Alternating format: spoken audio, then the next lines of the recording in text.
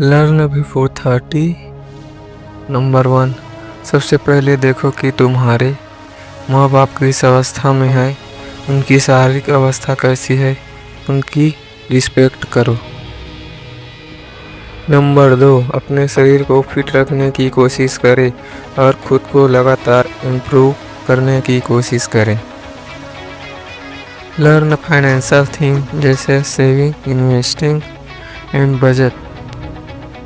Number 4, अपने आप को हेल्दी कैसे रखें, इस टॉपिक पर मैंने एक पूरा वीडियो बनाया है, फिर भी कुछ बता देता हूँ जैसे good eating, exercise, yoga, meditation, breathing exercise, stress management and hygiene. Number 5, communication skill, ये चीज़ जो सामने वाले को अपनी बात सही ढंग से रख सकते हैं। अगर कोई गलत ढंग से भी बोल रहा है तो अपनी बात सही ढंग से रखें। नंबर 6, सेल्फ अवेयरनेस, खुद को समझो कि तुम्हारी ताकत क्या है और तुम्हारी वीकनेस क्या है, तुम किस विचारधारा के हो और तुम दूसरों के बारे में क्या सोचते हो। Number 7, critical thinking, problem solving, decision making skill, किसी की बात को ऐसे ही ना माने, खुद जांचें परखें कि वो सही है या गलत है, किस आधार पर बोल रहा है, क्या हमारे लिए सही है, क्या हमारे लिए गलत है। Number 8, adaptability, embracing change, staying updated, जब हमारी ज़िंदगी में कुछ बदलाव आता है तो हमें उसके अनुसार बदलने की कोशिश करनी चाहिए, कुछ नया चेंज को भी स्वीकार करने की कोशिश करना चाहिए। Number 9, time management, time management it is a skill, set priorities, use planning tool, get organised, get schedule, get help others. Set priorities means सबसे पहले आप क्या करना चाहेंगे, उसके लिए कौन सा टूल यूज़ करना पड़ सकता है और सही ढंग से ऑर्गेनाइज करके हम काम करेंगे, शेड्यूल बनाएंगे, हो सकता है तो दूसरों को भी मदद लेंगे। नंबर 10, बिल्डिंग मोमेंट, कुछ अच्छी यादें बनाएंगे, कुछ नया एक्सपीरियंस लेने की कोशिश करेंगे। नंबर 11, रिस्क टॉलरेंस, रिस्क मतलब खतरा, टॉलरेंस मतलब सहने की शक्ति, तो आप किस हद तक रिस्क सह सकते हैं, अपना रिस्क लेने की क्षमता पहचानें, यानी कि आप ये रिस्क उठा सकते हैं या नहीं।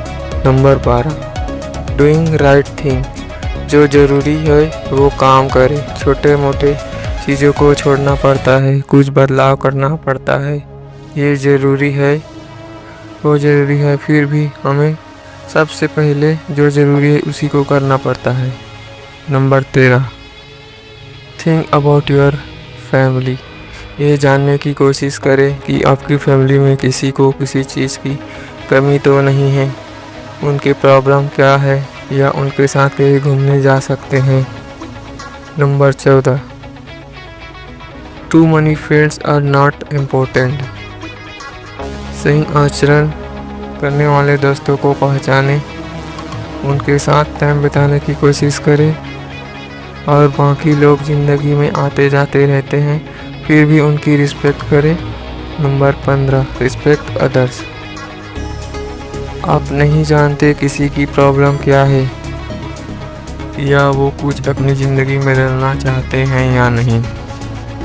अपनी ज़िंदगी में भी कई तरह की प्रॉब्लम आती है और जूझना पड़ता है, तो दूसरों की लाइफ को भी समझे और उनकी रिस्पेक्ट करें।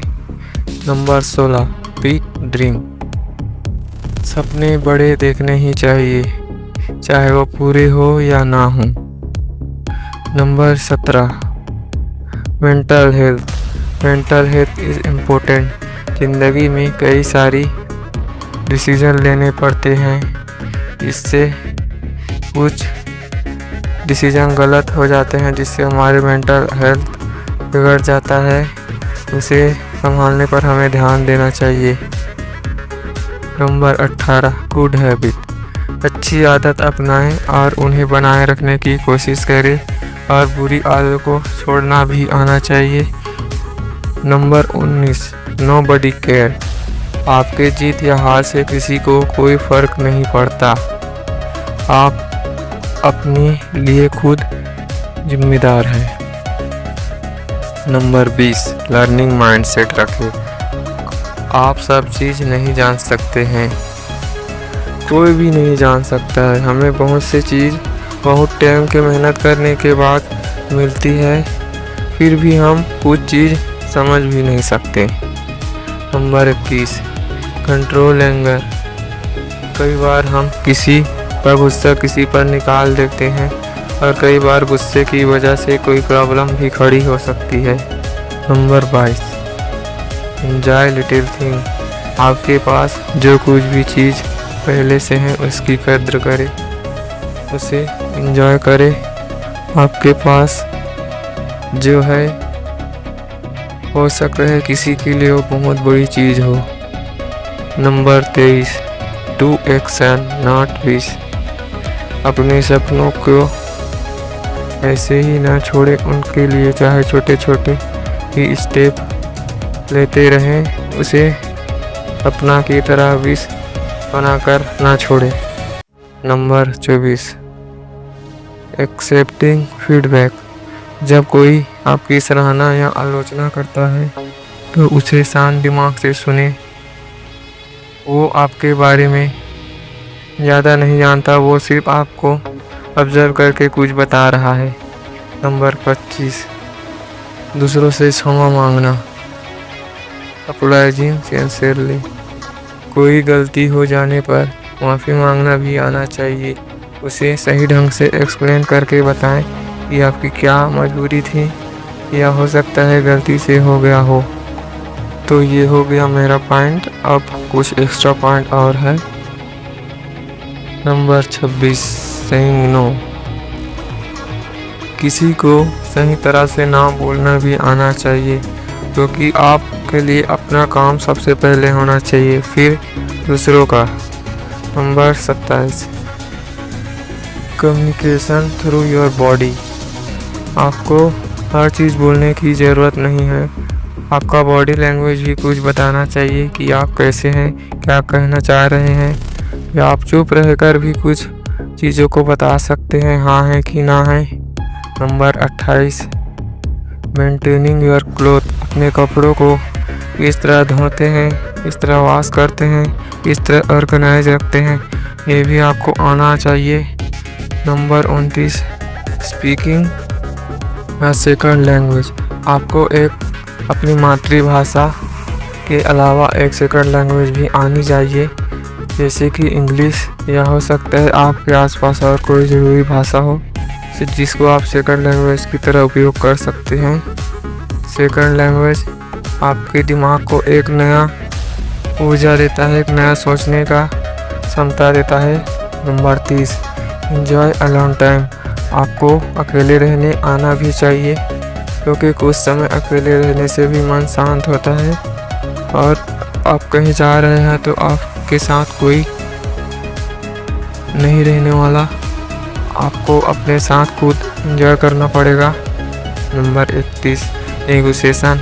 जैसे आप कोई सामान लेना चाहते हैं या कोई डील करते हैं तो उसमें नेगोशिएशन करना पड़ सकता है। नंबर 32, कुकिंग मील। आपको कुछ बेसिक खाना बनाना आना ही चाहिए। Number 33, wake up early.